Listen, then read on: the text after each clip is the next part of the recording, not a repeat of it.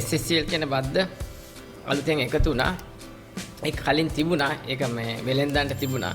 ඊනට ඒකේ පොඩි ගණනය කිරීමේ වෙනසක් එක සාම ලක්ෂ අපි රේස් එකක් වදලා ලක්ෂයක් එකමාරක් අතර වැඩි වෙනවා. ඒක 100.5ක් තිබුණ එකක් වුණාට පස්සේ ඒකත් එක්ක ඒකට මේ තියෙන ලොකුම බලපෑම බදු වෙනස ගැන මම කතා කරනවා නම් සාමාන්‍යයෙන් Toyota රේස් එකක් 202 කියන්නේ හයිබ්‍රිඩ් එකක් ඒ කියන්නේ මම කියන්නේ අප්‍රේල් 30ට කලින් ඒ කියන්නේ අප්‍රේල් 30 වෙනිදා වෙද්දි බද්ද ගැන කතා කරන්නේ ඒ බද්ද වෙනවා ලක්ෂ අඩුම ගානේ ආසන්න 60ක් වගේ ඒක ලං 63කට වගේ ගියා දැන් මේ පහුගිය මේ දැන් අද ඊයේ ගත්තොත් දැන් ලබන සතියේ නම් වරායේ රේට් එක වැඩි වෙනවා මේ ඩොලර් එකත් එක්ක මේ ඩොලර් එක විශාල කඩාවැටීමකට නැගීමකට තියෙනවා. ඉතින් ඒ කියන්නේ මේ වාහනේ බදු වෙනස විතරක් තියෙන සාමාන්‍ය ලක්ෂ 3ක් විතර 3.4ක් අතර. ඒතර වාහනේට අපි ගෙවන්න ඕනේ මේ මුදලක් බැංකු සඳහා වාහනේ ගණුම් මෙලි දෙක 10ක් විතර වැඩි වෙලා තියෙනවා.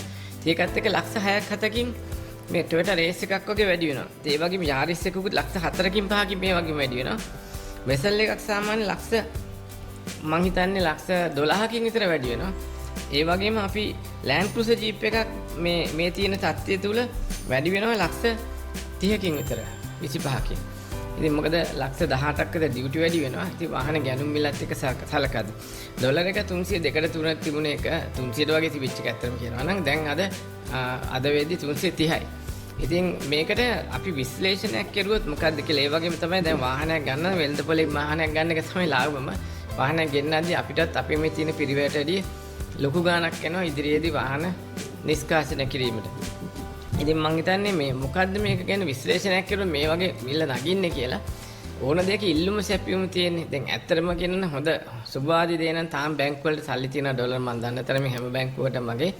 ඉතින් ඒ වුණාට අද වෙළඳපොලේ තියෙන ඉල්ලුම සැපියුමත් එක්ක අද ඩොලර් ඩිමාන්ඩ් එක වැඩි. ඒ කියන්නේ අපිට ලැබෙන ඩොලර් වලට විකුණන එක. එතකොට කරන්නේ ඒක ශීඝ්‍රගාමී ලෙස ඉහළ යනවා. දැන් ඉතින් අද අපි උදාහරණයක් ගත්තා 10%ක් ඩොලර් විදේශ මුදල් සංචිතවල මුදල වැඩි වෙලා තියෙන ඩොලර් සාපේක්ෂව අනිත්‍යවත් වැඩි වෙනවා. yen එක හැම එක මේ සාපේක්ෂව තමයි වැඩි වෙන්නේ.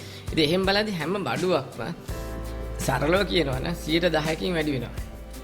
ඉතින් මේ தත්ත්වය ඉතින් පාලනය කරන්න පුළුවන් ඒ වෙලෙන්දන්ගේ ලාභයෙන් අතහැරලා එහෙම නැත්නම් ගැනුම් මිල කොහොම හරි අඩු කරගන්න පුළුවන් නම් ඒ தත්ත්වෙ. ඒ වගේ தත්ත්වයක් සමනය වුණේ නැත්නම් අනිවාර්යෙන් 10%ක් වැඩි වෙනවා. ඒ කියන්නේ වාහනයකත් අපි ගත්තොත් සාමාන්‍ය ලක්ෂ 140ට වගේ තුන් රේස් එක සාමාන්‍යයෙන් ලක්ෂ 8ක් 9ක් 10ක් විතර වැඩි වෙනවා.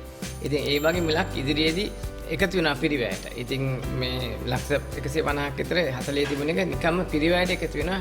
විකුණන මිල ධන අමතර එකතු වෙන එක. ඉතින් ඒක ඒ වගේම අපි කියනවා නම් ලක්ෂ 600කට විකුණා නම් අපි 250 Prado Jeep එකක් ඒක 640ක් 35ක් වගේ මිදලකට යනවා. ඒ කියන්නේ සරලව මම මේ කතා කරද්දී. ඉතින් ඒකත් එක්ක අපි බලද්දී මේ தත්ත්වය තුල අපි මොකද්ද කරන්න කියන රජයට මං හිතන්නේ ඒකට ලොකුම විශාල ප්‍රශ්නයක් වෙලා තියෙන්නේ. මං හිතන්නේ විශාලම ප්‍රශ්නේ තියෙන්නේ මේ තෙල් සඳහා යන පිරිවැය. රජයට මං හිතන්නේ තෙල් බොර තෙල් සහ තෙල් ගන්නම වෙලා තියෙනවා. ඉතින් ඒක මං හිතන්නේ 80කින් විතර වැඩි වෙලා තියෙනවා මේ කාලය තුල. ඒ වගේම රජයේ තියෙන තෙල් වල අවශ්‍යතාවය රජයේ ජනතාව වෙනුවෙන් කරන්න වෙනවා. මොකද හේතුව තෙල් කියන්නේ අත්‍යවශ්‍ය දෙයක්. අපි මේ ගොඩාක් පහුගිය කාලේ අත්දැක්ක මේ අවුරුදු දෙක තුනකට ඉස්සෙල්ලා තෙල් නැතුව අපි දුක් විඳලා රටක ආර්ථිකය දුවන්නේ හැමදේම ක්‍රියාකාරීත්වයෙන් තෙල් එක්ක. ඉතින් ඒක නිසා රජය ගොඩාක් සැලකිලිමත් වෙනවා.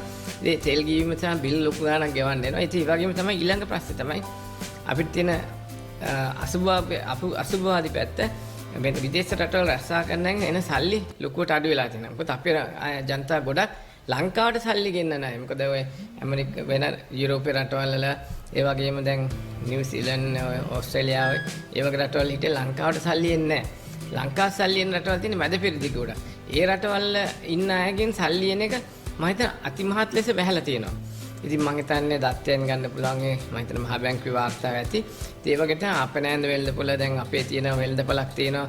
මොකද අරාබි රටවල් සඳහා ලොකු වෙළඳපොළක් අපිට තියෙන අපනෑනේ හැමදේමත් එක්ක අපිට ඩොලර් ප්‍රමාණය හිඟවීමත් එක්ක තමයි අපිට ගෙවන්න තියෙන දේවල් බිලුත් එක්ක බලද්දි තමයි මේ හිඟේ ඇති වෙලා තියෙන්නේ. ඒකත් එක්ක තමයි වෙන්නේ. ඒක නිසා මම හිතනවා වාහනයක් ගන්නවා නම් ඕගොල්ලෝ බලාපොරොත්තු වෙනවා නම් මම හිතන්නේ වෙළඳපොලේ තියෙන වාහනයක් ගැනීම තමයි වඩාම සුදුසු වෙන්නේ. මේ වෙලේ අපිට දැන් මේ ශීඝ්‍රගාමී කඩාවැටීම කොතනින් නවතියද කියන්න බෑ. ඉතින් මේ යුද්ධ තත්ත්වය තුළ තමයි මේ ලෝකෙට ඇතිවෙන ප්‍රතිවිපාක තියෙන්නේ. ඉතින් මේක යුද්ධ නැති වෙන කලක්කල් මේ තත්ත්වය අපිට වළක්වයි කියලා හිතන්න හරි අමාරුයි. ඒක නිසා අපි වාහන ගැන කතා කරද්දී මේ ගොඩක් මේ වාහන මිල ගැන කතා කරද්දී ශීඝ්‍රගාමී ලෙස ඉතුරු සති දෙක තුනේ වාහන මිල යන්න ඉඩ තියෙනවා. මොකද මේ තියෙන වෙළඳපොලේ වික්කට පස්සේ අලුතෙන් එන වාහන වලට පිරිවැය වැඩි. ඉතින් කාලඟත් ඒවා තියෙනවා නේ ඒ ගානටයි මිල යන්නේ. ඉතින් අපි දන්නවා ඉන්දියාවෙනුත් වාහනේ එක ඩොලර් වලින් ගෙවන්න ඕනේ. ඉතින් ජපානයෙන් එන වහලට පොඩි වාසියක් තිබුණා ඩොලර් 1යි yen 1යි තත්ත්වය එකක් දැන් වැලකිලා දැන් ඩොලර් 1 yen 1 පල්ලෙහාට බහිනවා.